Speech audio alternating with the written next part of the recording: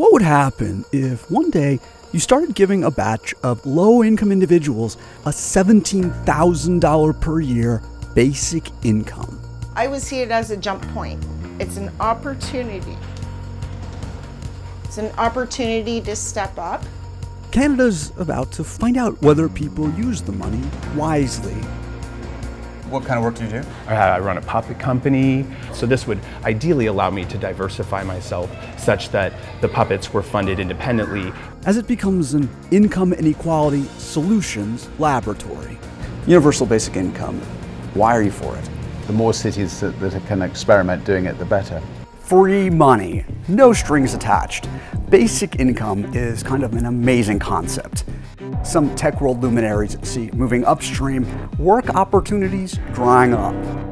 Our generation is going to have to deal with tens of millions of jobs replaced by automation like self-driving cars and trucks. That's why they think governments will eventually need to step in and offer everyone some kind of basic income. We traveled to Hamilton, Ontario to meet people waiting to find out whether for them that future is now.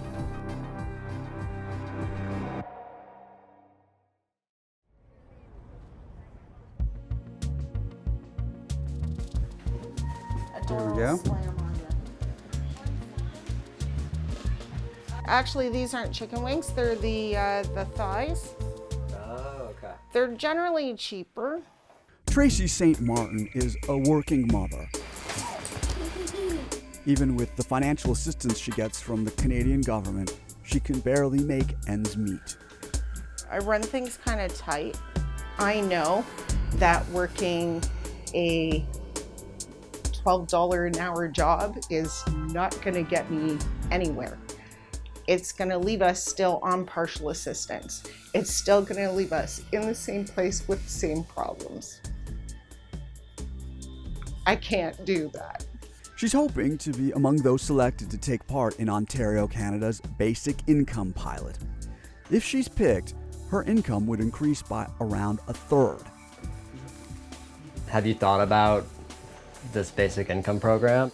It's an opportunity that if I'm less stressed, I'm going to be able to actually go and do the things that I need to do.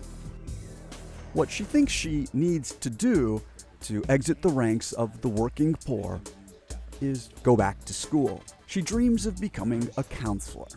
And to work with youth, as in particular foster kids who have dealt with the kinds of things that I have. St. Martin was herself a foster child. What grade is your daughter in? She's going into grade 2. She has Patience. That's her daughter's name. Patience, please close the microwave. Now she needs some luck. Only 1,000 people are being chosen from Hamilton, a city of about 500,000 people. I am extremely grateful for any help that I've ever had. So I would love to be able to give back and give to someone else like me. What are you cooking? Oh, making dinner, hon. St. Martin would seem to be a model candidate for a basic income experiment, one that's aimed at measuring how the extra money affects an individual's health, happiness, and his or her major life decisions. I mean, you're going to have some people who basically will get their income doubled overnight if they're accepted into this program. Yeah, and there's going to be challenges with that, and people will have important choices to make in their lives. Tom Cooper is the director of a Hamilton charity called the Roundtable for Poverty Reduction. Hamilton has a large number of people who would be considered working poor. Mm-hmm. That's right. We have 30,000 people who are going to work every single day in this city and not earning enough at their jobs to pull themselves or their families. The idea of giving free money to citizens by way of a basic or guaranteed income isn't new. In 1962, the most famous free market economist of the 20th century, Milton Friedman, wrote, "We should replace the ragtag of specific welfare programs with a single comprehensive program of income supplements in cash," what he referred to as a negative income tax. 5 years later, Martin Luther King Jr. championed the idea.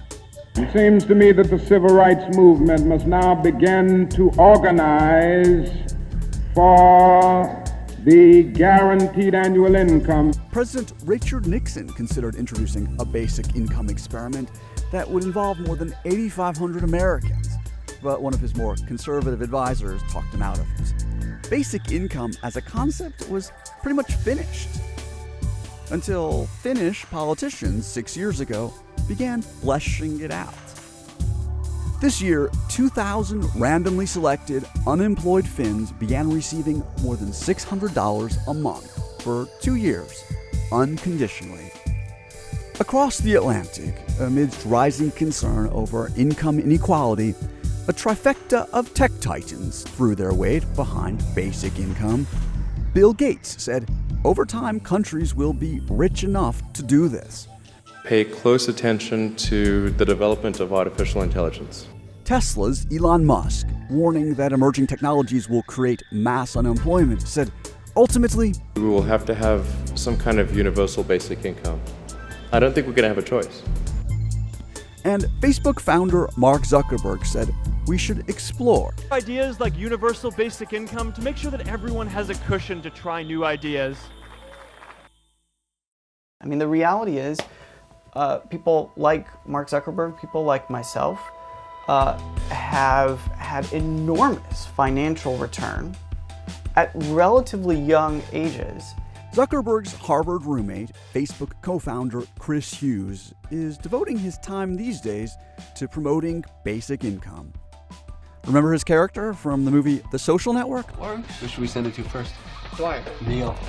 Well, now Hughes leads a network of mostly tech execs who endorse basic income, but with a work requirement. If you certainly work in a job, you get paid, that's work. I also think if you're doing childcare or elder care, that's work. If you take a broad definition of work, you don't think there are going to be a lot of people who are going to try to game and scam the system so that they don't work, so they can hang out? So, nobody's talking about having a sort of a police force to come to verify it. I think it's quite simple.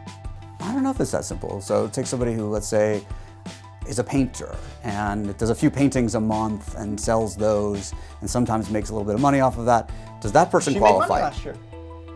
Absolutely. But she only made $200 on her paintings last year. So that would suggest she's not that serious about it. Sure. And in my view, as a worker, she deserves a basic income. Hughes's net worth is reportedly around $500 million. So then why don't you and Mark create a list and allow the first, million people to sign up, and you'll start sending them a check every month. It's not fair. What we have to do is create a society where everybody who works is guaranteed not to live in poverty. I think that's something that folks on the right and on the left can agree with. You don't got to be in tech to think that that's a reasonable idea.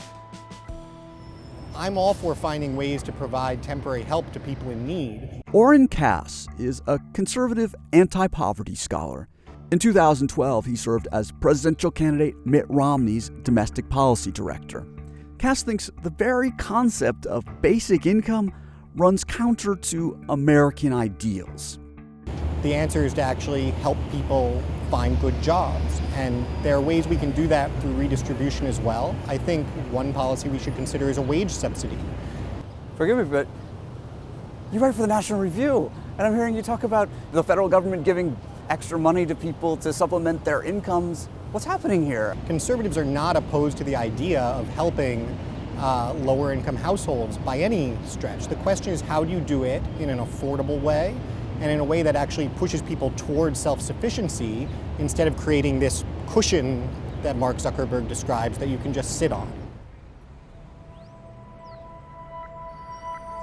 From where Tracy Martin sits, giving her a basic income would benefit society as a whole. I can live on $17 a year. I'll just watch TV all day. Because some people, instead of being motivated, they're just going to become complacent. Canada's program doesn't screen applicants based on factors like work ethic. To apply, you need to be between 18 and 64 years old, and for an individual, have an annual income under 34,000 Canadian dollars. We're hoping that stabilizing someone's income at a higher level will reduce economic anxiety.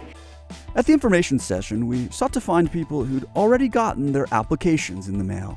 That's how we met Jefferson Wright. I am in the process of applying for the basic income. What kind of work do you do? I run a puppet company. I pride my business on its bigness. Don't hate me, because I'm so ambitious. So this would ideally allow me to diversify myself such that the puppets were funded independently of me, the puppeteer. Why aren't you just going and pursuing a more high-paying job? Because I can't, I don't work well with people. I don't work well with others. If you were to get the $17,000, what would the implications be for your puppets? Would there be more puppets? Would there be fewer puppets? More puppets. Why aren't you screening for people who are more likely to take advantage of this opportunity to better themselves? Government policy should be, in my view, targeted at the whole population. We're responsible for the people in Ontario, and therefore a randomized trial gives you better evidence. Helena Jazyk is the Liberal government minister who's spearheading the pilot project. She says a randomized trial provides better evidence for researchers. Well, in this pilot, what do you think is the most important thing you're hoping to find out at the end of 3 years? I suppose that we do have objective measures of improvement in not only health status, but perhaps things like continuing education, maybe even going back to school to get some more training. In other words, that sense of security being translated into measurable outcomes. No work requirement. No work requirement. Which also means that people are free to do nothing, watch Netflix for 3 years.